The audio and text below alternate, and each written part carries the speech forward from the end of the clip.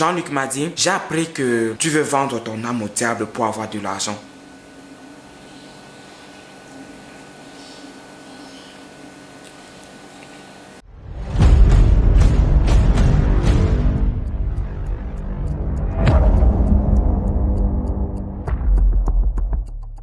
Ni homa. Guten Morgen. Hola. Bonjour. Hello. Welcome back to my YouTube channel Ibrahim Lasson alias Papa Kongosa. If it's your first time to pass here, please don't forget to subscribe to my YouTube channel and especially turn the notification bell to not miss my next video. Ah, je l'ai réussi. C'est la joie. Un tout petit peu de sérieux. Si c'est la première fois pour toi de tomber sur cette vidéo et que tu te demandes, mais qu'est-ce que le gars s'y raconte même, non? Il te raconte une histoire au milieu. Aïe, mais qu'est-ce qu'il veut dire même à la fin? Il s'assoit pour faire les bêtises sur YouTube. Mais vraiment, YouTube doit prendre des précautions pour ce genre de gens. Je t'informe qu'il y a le début à cette histoire. Et si tu veux la regarder, clique juste sur ce petit i. I! Faut venir ici là. Viens ici, on va cliquer sur toi pour regarder où l'histoire a commencé. Clique juste sur ce petit i et tu vas savoir de quoi je parle et là on pourra mieux communiquer. Et je pense aussi que l'humour n'a jamais tué. C'est vrai que je suis là pour raconter une histoire un peu triste. Mais il faut aussi se diversifier. Il ne faut pas seulement rester moins comme ça là pour raconter seulement. Non hein, il faut aussi que les gens vont rire un peu. On sait que tu as fait des bêtises avant. Mais puisque tu as décidé de te repentir, Dieu lui-même a dit, pour vous repentir là, un peu de sérieux, un peu de tenue. Comme je dis, c'est vrai que je raconte une histoire très triste, mais ce n'est pas la peine de rester dans ce contexte de tristesse.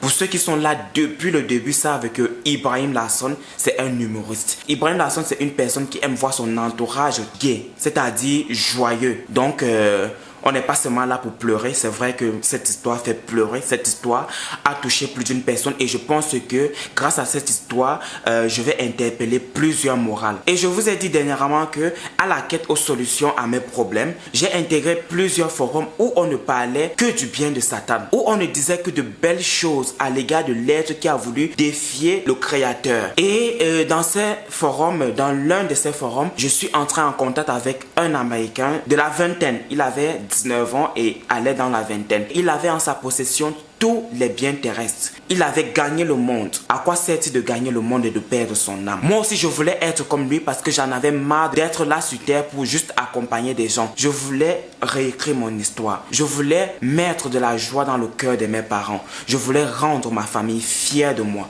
Vous-même, vous connaissez que lorsque un enfant africain quitte le pays, toute la famille compte sur lui. Toute la famille, même les arrière-grands-pères qui sont morts depuis là, compte sur lui. Il y a aussi les gens du quartier, d'autres gens de la famille qui ne voulaient pas te voir, vous voyez de quoi je vais parler, qui vont être là tout le temps en train de dire, quand tu as pris l'argent, tu as envoyé Ibrahim là-bas chez les blancs pour chercher quoi? Tu ne peux pas le laisser ici vagabonder. Tu as envoyé l'enfant là aller finir avec le Njansan. L'enfant était ici au pays. Ce n'est que le Njansan qui l'intéressait. Te voilà, tu as pris l'argent, tu as donné cadeau. Qu'est-ce qu'il va faire pour nous maintenant? Toutes ces histoires, franchement, me touchaient beaucoup et énormément parce que des gens disaient à ma mère, tu as pris de l'argent, tu as envoyé un enfant sans direction, un enfant sans directive chez les blancs. Qu'est-ce qu'il fera? Lorsque ma mère m'appelait pour me dire, voilà ce qu'ils ont dit aujourd'hui, voilà ce que ceux-ci ont dit aujourd'hui, voilà ce que le créancier a dit aujourd'hui, j'ai dit maman ne t'inquiète pas, dans très peu de temps, dans très peu de temps, tous tes soucis seront réglés. J'ai commencé à causer avec ce petit garçon, tout allait bien. Je me suis pas arrêté à lui parce que moi je me disais que seul lui ne pouvait pas m'aider. Peut-être qu'il voulait juste aussi donner ma tête comme gage pour lui. Donc je suis entré encore en contact avec un autre membre du forum, c'est-à-dire un autre membre du groupe. On causait par Gmail. Je vous ai dit que je causais plus par Gmail avec eux et on causait plus en anglais. Celui avec qui j'étais entré en contact après le petit garçon de 19 ans là, lui, franchement, il était très avancé dans le domaine. Plusieurs m'envoyaient des mails, certains qui me témoignaient de leur histoire. Et celui avec qui j'étais encore entré plus en contact que le garçon de 19 ans, lui, il me montrait comment on initie les gens. Il m'avait montré une vidéo et une photo où on avait mis un blanc dans un cercueil. On a fermé. Il lorsqu'il a passé les jours qu'il devait passer dans ce cercueil, je vous assure, je ne suis pas en train de vous raconter un film. Je ne suis pas en train de vous raconter le film de Magnan Saba. Pour ceux qui ont vu le film de Magnan Saba, où ces jeunes prêts à tout partent se coucher dans un cercueil juste pour avoir de l'argent. Il m'a montré ses photos, il m'a montré ses images. Il m'a dit, si tu veux, on peut passer par cette étape. J'ai dit, moi-même, je vais entrer me coucher dans un cercueil. Tout ça pour avoir de l'argent. Et si j'entre, je m'assois comme ça là, je me couche jusqu'à vous fermer. Me l'est qu'à Janou nous descend. Me l'est qu'à mort tu descends à l'heure là. L'ange de la mort descend à l'heure là. Je vais dire quoi à qui? Je vais crier qui va m'entendre. Je vais dire au secours qui va m'entendre. Vous allez fermer, vous allez partir. Vous allez partir taper peut-être une semaine. Je serai dans le cercueil. Non. Condition ça là, je ne veux pas.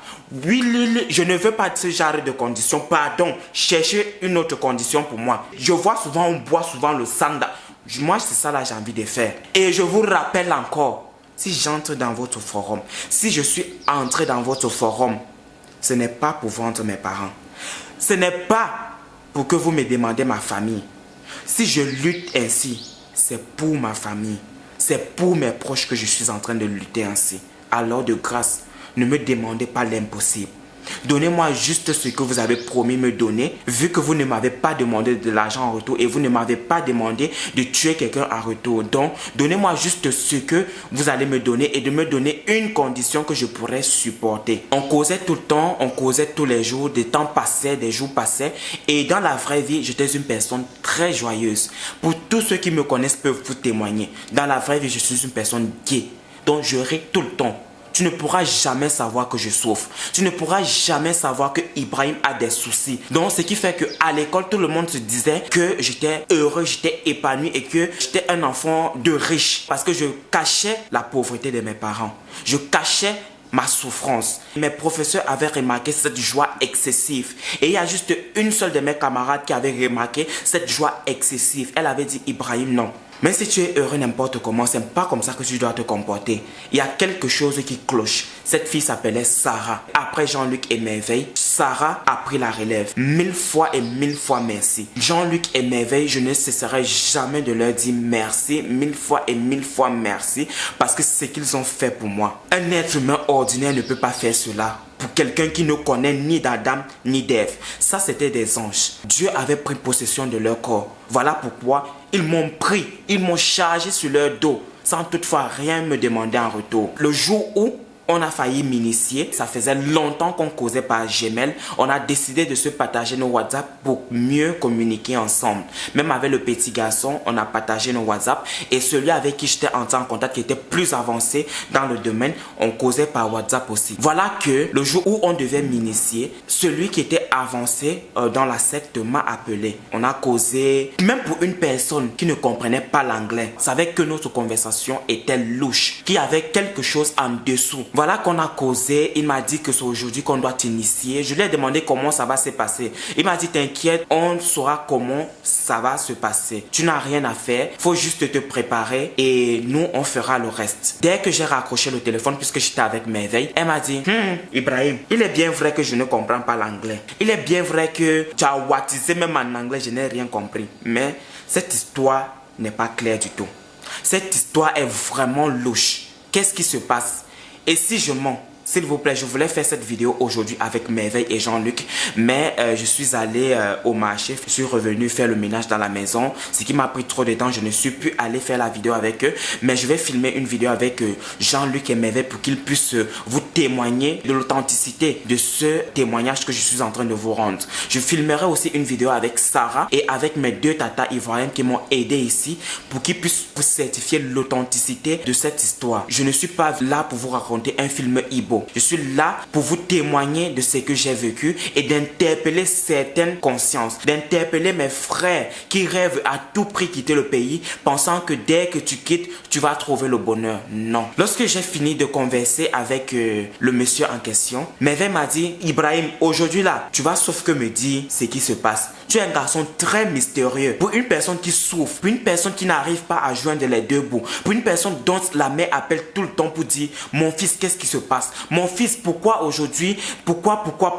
J'ai besoin de cet argent qu'on a emprunté pour rembourser. J'ai besoin de ceci. Oh, papa a fait ceci. tu es très joyeuse. Ce n'est pas comme ça que tu devrais normalement être. On ne refuse pas que tu sois joyeux. Mais aujourd'hui, ton histoire me paraît très bizarre. Qu'est-ce qui se passe? Raconte-moi ce qui ne va pas. Je ne sais pas. Je suis sûr qu'en ce moment, c'est l'Esprit de Dieu qui est descendu sur moi afin que je puisse raconter à merveille ce que j'étais en train de planifier depuis des mois. Imaginez-vous que je planifie un truc depuis des mois. Je ne dis à personne. Et en une seule journée, j'ai tout dévoilé à merveille. Et en un claquement de doigts, j'ai révélé tout ce que j'ai fait dans le noir en plein jour. Je lui ai dit, merveille, toi-même tu connais. Ma mère appelle ici tout le temps devant toi. Ma mère cause même deux fois avec toi. Elle te remercie pour tout le bien que vous faites pour moi. Vous avez tellement fait pour moi qu'elle en est tellement reconnaissante. Et toi-même tu connais combien je souffre et combien ma famille derrière moi souffre. Surtout à cause de la dette dont je porte sur moi. Une dette de 2 millions de francs que je porte sur moi. J'ai décidé de trouver une solution à ce problème. Et ma solution a été de vendre mon âme au diable. Rassure-toi, ils m'ont dit qu'ils ne prendront pas ma mère.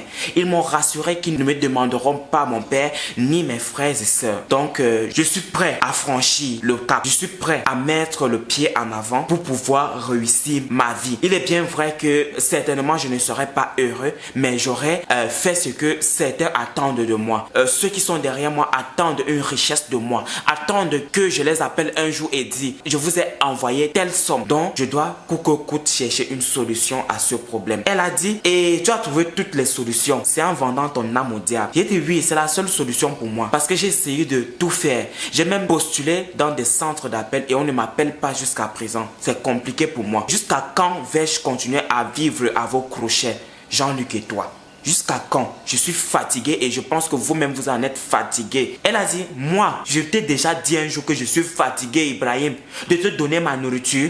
Je t'ai déjà dit un jour que je suis fatigué de te donner l'argent des photocopies. Je t'ai déjà dit un jour que je suis fatigué de te donner l'argent du pain le matin. J'ai dit oui. Tu n'es pas fatigué. Tu ne me l'as jamais dit. Mais moi, je sais que je pèse. La nourriture que je mange ici chez toi, tu pourrais le garder pour manger demain. Moi aussi, merveille, je veux te donner. J'ai envie de te donner en abondance comme tu m'as donné en abondance. Laisse-moi le faire. Elle a dit, je ne suis pas d'accord avec ce choix parce que ils disent qu'ils ne veulent pas tes parents. Mais c'est ça qu'ils vont te demander en premier. J'ai dit, merveille, laisse-moi comme ça. Je vais aller au bout de mes idées. Laisse-moi, merveille. Tu ne pourras pas me donner 2 millions de francs pour que j'aille rembourser au pays. Tu ne pourras pas me construire une maison au pays. Tu ne pourras pas construire la vie de ma mère et de mon père qui sont restés au pays. Laisse-moi le faire. Je suis sorti. Je suis allé dans ma chambre à moi. Je suis allé aux toilettes. J'étais en train de me laver. Immédiatement, merveille a appelé Jean-Luc. Et Jean-Luc, c'est une personne très religieuse. Elle a appelé Jean-Luc. Jean-Luc est descendu. Elle a raconté cela à Jean-Luc. Elle a dit, voilà ce que ton petit frère veut faire.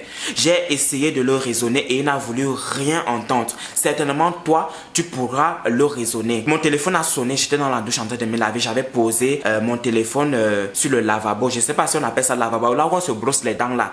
J'avais posé ça là-bas. Dès que mon téléphone a sonné, je me suis précipité sur mon téléphone. J'ai dit que ça, ce sont les gens là qui sont encore en train de m'appeler. Pourtant, ils m'ont dit, va te préparer, c'est à minuit que tout va se passer. Pourquoi ils m'appellent encore à 18h? Il n'est que 18h, laissez-moi même me préparer en conséquence.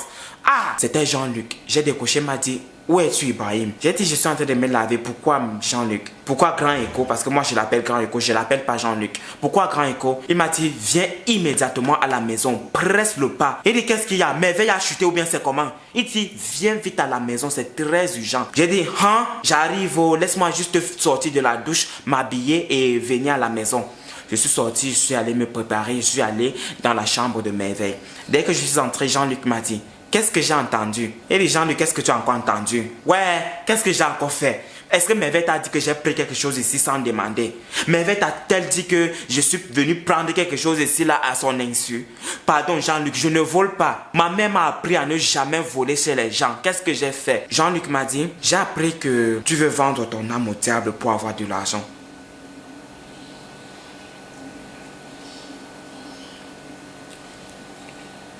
J'ai dit, pourquoi Merveille tu me fais ça? Pourquoi je te raconte quelque chose, je te dis c'est un secret entre nous deux. Je vais te donner l'argent, je vais aller acheter un avion, on va monter dedans à deux. Tu viens encore me trahir. Eh Merveille, qu'est-ce que je t'ai fait? Pourquoi tu ne veux pas que je sois riche? Pourquoi tu ne veux pas que je porte aussi de bons vêtements? Pourquoi tu ne veux pas que je change ma seule paire de chaussures que je suis venu avec? Désolé. Ma seule paire de chaussures que je suis venu avec. Laissez-moi aller au bout de mes idées. J'en ai marre de cette souffrance. Depuis étant petit, je souffre. Je veux mettre un terme à cela. Laissez-moi le faire, s'il vous plaît. Jean-Luc m'a dit, non, on ne va pas te laisser faire. Est-ce que je t'ai déjà dit un jour que je souffre?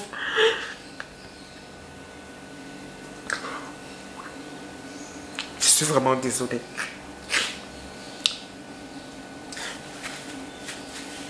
Désolé.